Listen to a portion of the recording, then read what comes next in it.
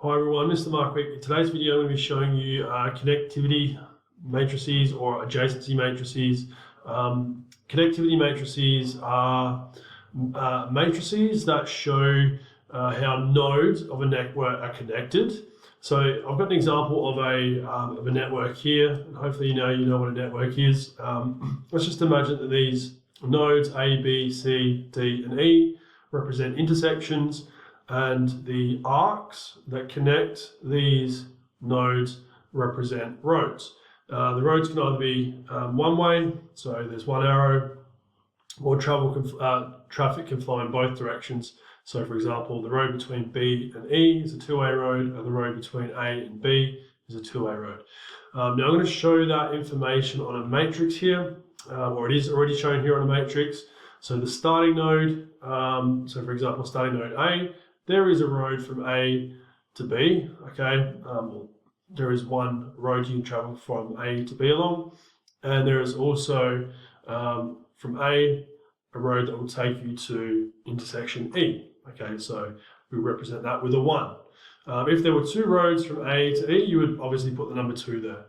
And then so on. For B, there is one road to intersection A, one road to intersection C, one road to intersection D, and one road to intersection E. So you can see there are 4 roads from B, 1, 2, 3, 4, represented by those 4 ones, each going to a different intersection. Now, we don't usually show or label the nodes on a matrix, so you can remove those, and basically the connectivity matrix will be equal to this here. So like I said, remove the labels A to E, but do keep it in alphabetical order. It is just kind of important to remember sort of where those nodes are in relation to this matrix as well. So I'm going to go through a few examples here. Notice that this network had 5 nodes, so the order of the matrix was 5 by 5. Okay, so 5 rows and 5 columns. Now I'm going to get into 2 examples. I've got an example here with a undirected network and a directed network. So let's start with example A. So the connectivity matrix for this network, so C equals, because I'm talking about the connectivity matrix here, is going to be 1, 2, 3, 4 nodes, so 4 by 4. My starting nodes will be the 4 rows, and my finishing nodes will be the 4 columns. So for example, from node A, okay, which is my first column here, I'm going to have one road or one connection, using the same example, but one connection to B. So from A to A, so A would be my first column as well, there's no connection. But from A to B, there is one connection. From A to C, there are 0 connections, and from A to D, there are also 0 connections. From node B, there are 3 connections. One goes to A, one goes to C, and one goes to D. So I can put in those, one, as I said, to A, one to C, and one to D. There is no connection from B back to itself, so a 0 can go there. From node C, there are again 3 connections, 1 to node B and 2 to node D. So none to node A, 1 to node B, none to itself, and 2 to node D. And then from node D, there are 3 connections, 1 to B and 2 back to C. So 1 to B and 2 back to C, the rest are zeros.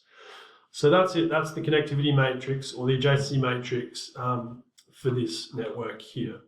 Okay, notice that with an undirected network like this, that it will be symmetrical about the diagonal here. So what I mean by that is if I highlight these zeros through here, see how it's symmetrical either side. Okay, so all the 1s and 0s and 2s in this case are symmetrical if I fold it around that diagonal.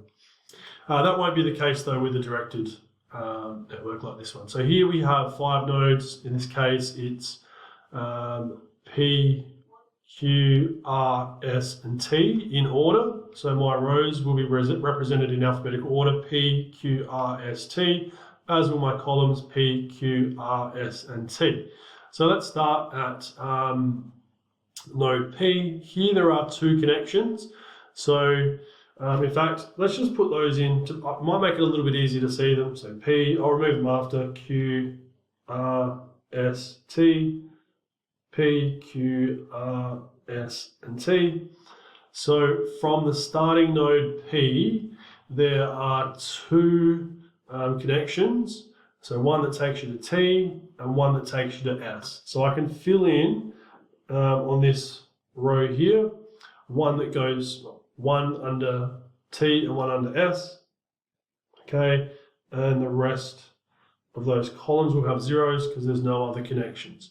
From Q, there are 3 connections, but notice because this is directed, I can't get from Q to T, so there's no connection from Q to T, and there's no connection from Q to R because the direction's traveling in the opposite direction. So there's really only one connection from Q to another node. It's from Q to S. So I'm going to put a 1 there and then a 0 in the rest of the columns. Moving on to node R, there are 2 arcs attached to node R, but again here there's only one direction I can move from R, and that's from R to Q. So put a 1 in that column and the rest will be zeros. From node S, you can see there are quite a lot of arcs, 1, 2, 3, 4. Again, not all of them are traveling from S though, so I've only got 2 that are traveling from S. So for example, from S to P and from S to R. So from S to P and from S to R, there is 1 connection, but there is no connection to any of the others in terms of moving from S to T, for example. From T though, we can travel to S, we can travel to Q, but we can't travel to P, so I can put a 1 in the column for T under S, so under S and Q, and zeros in the rest there. So that's it. This is just showing one step connectivity matrices. Don't forget, like I said, we usually don't show those labeled nodes, so get rid of those. This is the connectivity matrix for that network though. Yeah, as I said, this is one step connectivity matrices. It gets a little bit more complicated if you want to show 2 steps. So for example, maybe from T to R, how many steps are there? But we'll look at that in another video. At this stage today, it's really just looking at an introduction to connectivity matrices or adjacency matrices using one step from one node to another, noticing that, in particular with the undirected networks, you'll notice that they are symmetrical about that diagonal, but that is not the case in directed networks. Okay, thanks for watching and hope it helps.